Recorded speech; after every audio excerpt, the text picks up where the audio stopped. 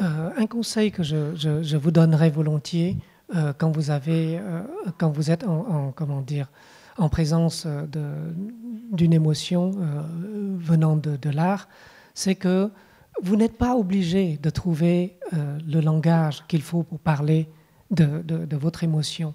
Vous n'êtes pas obligé de tout de suite trouver les mots pour l'exprimer.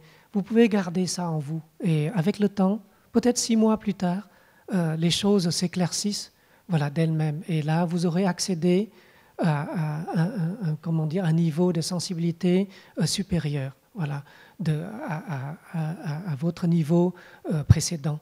Donc, ne brusquez pas les émotions que vous avez ressenties. Prenez le temps. Quand c'est là, ça ne partira pas. C'est inévitable, c'est inscrit dans la chair, en quelque sorte, quand vous avez ressenti quelque chose. Donc, prenez le temps. Ne cherchez pas à faire venir, à utiliser votre intellect et à travailler sur vos émotions. Laissez-lui le temps. Voilà. Je pense que la beauté que vous ressentez vient de la justesse de ce qui se passe entre les personnages. Voilà. Je ne prétends pas faire des images plus belles que d'autres personnes. C'est vraiment, la beauté vient de la justesse. Je pense que c'est là le secret. Si vous n'êtes pas juste dans la description de ce qui travaille, de ce qui remue les personnages, quelle que soit la beauté des images que vous faites, ce ne sera pas beau. Voilà, c'est juste décoratif. Ce qui est important, c'est que tout résonne ensemble. Voilà, le paysage, les couleurs, les émotions des personnages, les mouvements de la caméra, tout ça doivent comment dire, résonner ensemble pour donner un sentiment juste. Ce sentiment de justesse dans les films, c'est un peu comme quand vous rencontrez quelqu'un et que vous avez une attirance pour la personne.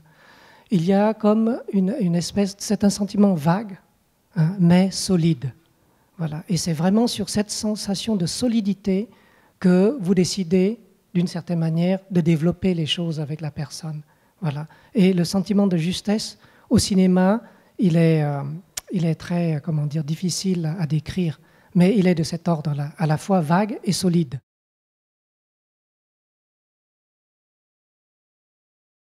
On passe d'une forme d'art à une autre, donc ça pose d'énormes problèmes.